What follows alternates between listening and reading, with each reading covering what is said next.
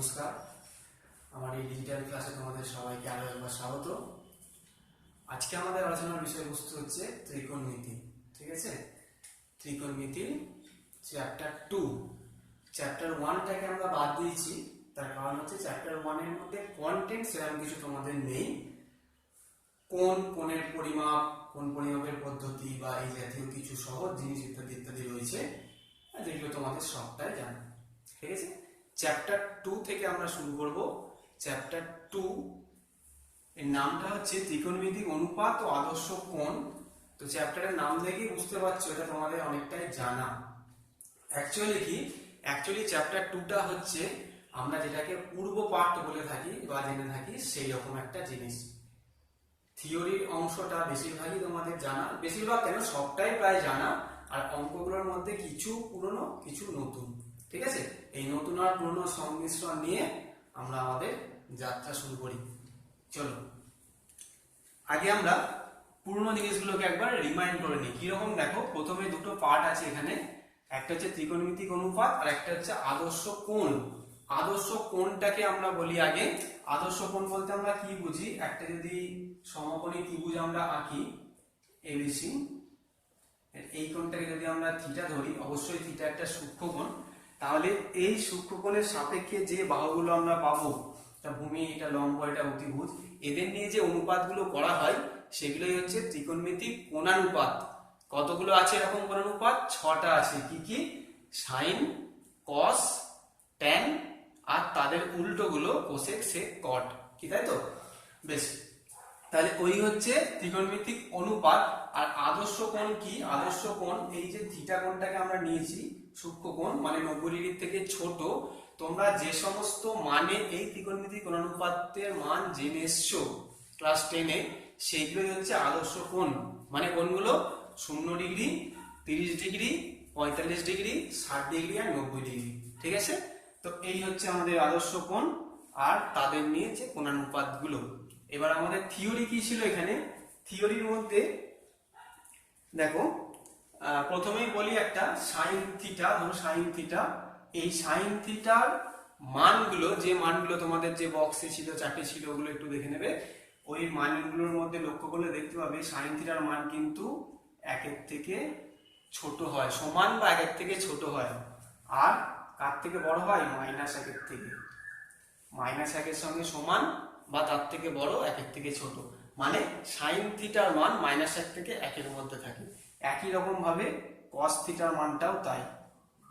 কস থিটার মানও -1 থেকে 1-এর মধ্যে থাকে, এগুলো তোমরা জানো। কিন্তু ট্যান থিটার মান কি হতে পারে এটা জানো কি?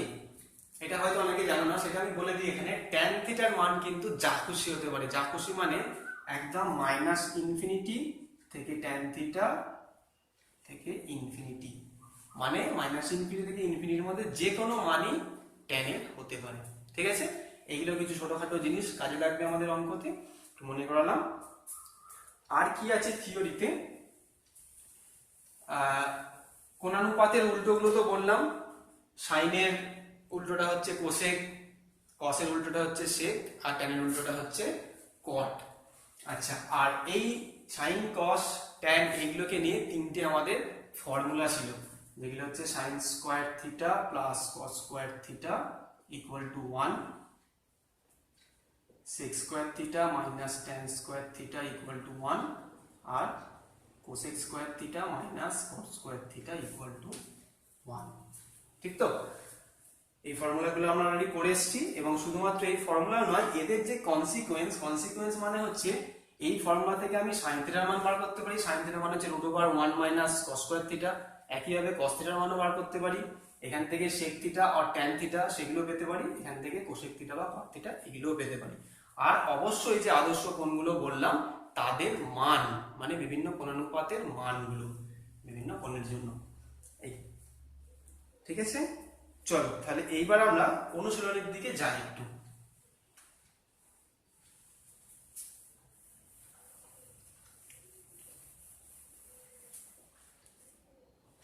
প্রশ্নমালা 2-এ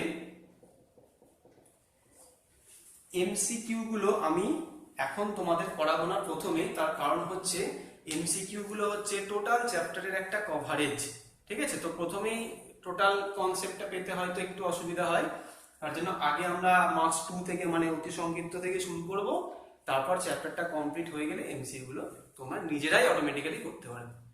ঠিক আছে, তো আমরা শুরু করব মার্কস 2 থেকে মানে অতি সংক্ষিপ্ত থেকে, very short answer question type থেকে আমরা শুরু করব। দেখো ওখানে কি আছে, প্রমাণ করতে দিয়েছে কিছু।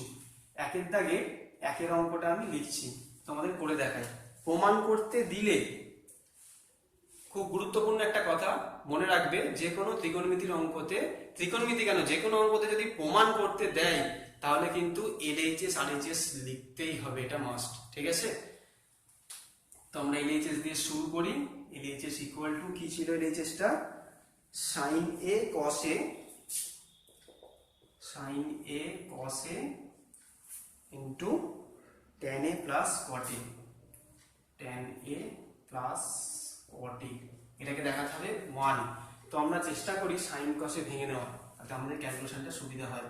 সাইন এ কস এ, এটাকে ভাঙলে সাইন এ বাই কস এ, আর এটাকে ভাঙলে কস এ বাই সাইন এ, তাই তো।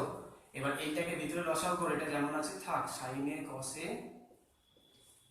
লসাগু হলো sign A into cos A, তাহলে sine into sine, sine square A plus cos into A cos square A, sine square plus cos square 1 হয়, তাহলে sine A cos A into 1 by sine A cos A, কেটে গেল 1 equal to RHS. ঠিক আছে, তো এইখানে RHS লিখে ছেড়ে দেবে না, এরকম অনেকে করে, এটা কিন্তু উত্তর নয়, উত্তর আলাদা করে তোমাকে আবার লিখতে হবে। এলএইচএস ইকুয়াল টু আরএইচএস, প্রমাণ করো বলে প্রমাণিত বা প্রুভড, এটা আমাদের কিন্তু আনসার, এটা নয়। ঠিক আছে, এই হচ্ছে একটা কমপ্লিট অঙ্ক, খুব সহজ অঙ্ক এগুলো, তোমরা বেশিরভাগ প্রায় পারবে। চলো আমরা আর কয়েকটা অঙ্ক করে দেখি, এরপরে আমি 5-এর অঙ্কটা নিয়ে দেখাচ্ছি তোমাদের। একের দাগেরই 5-এরটা, এটার এলএইচএসটা কি আছে, এটার এলএইচএস আছে sin to the power 4 alpha minus cos to the power 4 alpha, sin to the power 4 alpha minus minus cos to the power 4 alpha plus 1 plus 1। দেখো sin টু দি পাওয়ার 4 আলফাটাকে আমরা লিখছি sin স্কয়ার আলফা তার whole square minus cos square alpha তার whole square plus 1। তাহলে এটা a square minus b square এরকম ফর্মে, তার সূত্র আমরা জানি a plus b into a minus b, sin square alpha plus cos square alpha into sin square alpha minus cos square alpha plus 1টা যেমন ছিল থাকলো। এখন এর ভ্যালু তো 1 হয়ে যায়, তাহলে 1 into sin square alpha minus cos square alpha plus 1, এটা আমরা পেলাম। এবার আমাদের আরএইচএস এ মানে দেখাতে বলেছে কি 2 sin স্কয়ার আলফা, মানে সাইন দিয়ে দেখাতে হবে। তাহলে এই cosটাকে আমরা সরাতে হবে বা চেঞ্জ করতে হবে। কিরকম চেঞ্জ করব, দেখো এই 1টাকে আগে আনলাম মাইনাস cos স্কয়ার আলফা দিলাম, আর এটাকে একটা ব্র্যাকেটের মধ্যে করে দিলাম যাতে আমরা বোঝাতে পারি কি কাজটা করতে চাইছি। তো sin স্কয়ার আলফা যেমন আছে থাকলো, 1 মাইনাস cos স্কয়ার আলফা মানে আমরা জানি 4st sin স্কয়ার আলফা, দুটো sin স্কয়ার আলফা যোগ করে দিলে 2 sin square alpha equal to RHS. ঠিক আছে, এরপর উত্তর এলএইচএস ইকুয়াল টু আরএইচএস।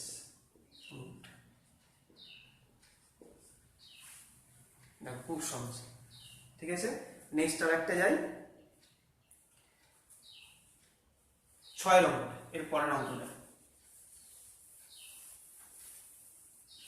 আমি এখানে কিছু অঙ্ক করে দিচ্ছি, এবার বাকিগুলো তোমরা নিজেরা ট্রাই করবে, আমার বিশ্বাস তোমরা পারবে। 6 এর এলএইচএস এ কি দেওয়া আছে, cos phi by 1 plus sin phi, cos phi by 1 plus sin phi plus 1 plus sin phi, 1 plus sin phi by cos phi, এটা সমান সমান দেখাতে হবে আমাদের 2 sec phi। আমি এটা লিখে নিই তাহলে সুবিধা হবে, 2 sec phi। এটাকে প্লেন লসাগু করব, cos phi into 1 plus sin phi।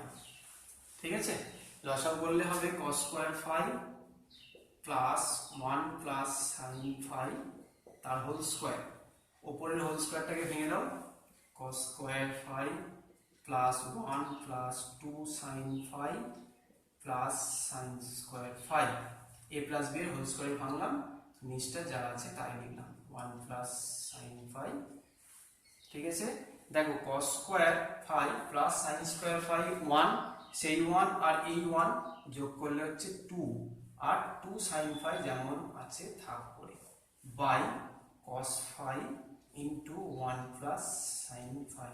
অনেকেই হয়তো দেখে বুঝতে পারছো কি করতে চলেছি, উপর থেকে 2টা কমন নিলে 1 plus sine phi by cos phi into 1 plus sine phi. এই পার্টটা কেটে গেল, 2 বাই cos ফাই মানে 2 sec phi equal two RHS, তারপরে উত্তর, অতএব LHS ইকুয়াল টু RHS রুট হলো। আচ্ছা, একের দাগের আরো একটা অঙ্ক আমি করি, সেটা হচ্ছে 9টা।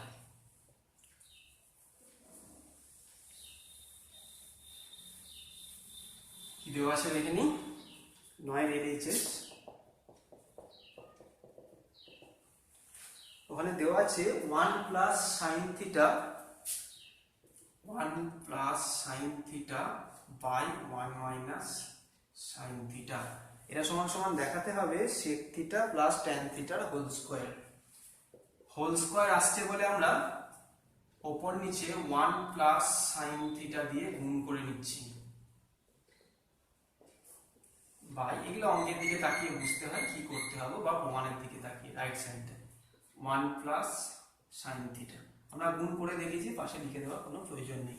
ঠিক আছে, তাহলে ওপরটা হোল স্কয়ার হয়ে গেল 1 প্লাস সাইন থিটা তার হোল স্কয়ার, আর নিচে দেখো a minus b into a plus b করলে a square minus b square, এটা হবে 1 মাইনাস সাইন স্কয়ার, লিখে দিই 1 মাইনাস সাইন স্কয়ার থিটা, তাহলে 1 প্লাস সাইন থিটা তার whole square by 1 minus sine square মানে হচ্ছে cos square, cos square theta. এইবার cos স্কয়ার থিটা মানে cos থিটার হোল স্কয়ার, তাহলে উপরেও হোল স্কয়ার নিচেও হোল স্কয়ার, এটাকে আমরা একটা ব্র্যাকেটের মধ্যে ঢুকিয়ে নিচ্ছি, 1 plus sine theta by cos theta তার whole square equal to 1 by cos করলে দেখো sec theta plus sin by cos করলে tan থিটা তার হোল স্কয়ার। এটাই ছিল আমাদের RHS। খুব সহজ না? অতএব LHS ইকুয়াল টু RHS রুট। ঠিক আছে, আচ্ছা এরপর আমরা একটু এগোই। দুইয়ের দাগে শুধুমাত্র দুটো অঙ্ক তোমরা করবে, একেরটা 4এরটা, কারণ বাকি দুটো অঙ্ক এখন আমাদের শেখা হয়নি, ওগুলো আমরা পরে শিখবো, পরে করবো।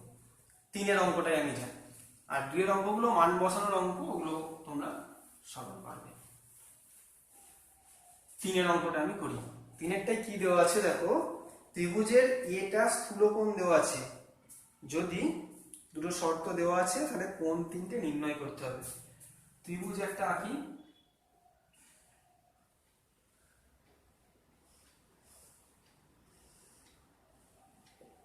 এ বি সি, এই কোণটা স্থূলকোণ বলেছি, ঠিক আছে, মানে 90 ডিগ্রির থেকে বড়। দেখো ত্রিভুজের 3টে কোণের মধ্যে সম্পর্ক কি জানি তো আমরা, a plus B plus c মানে 3টে কোণের সমষ্টি হয় 180 ডিগ্রি।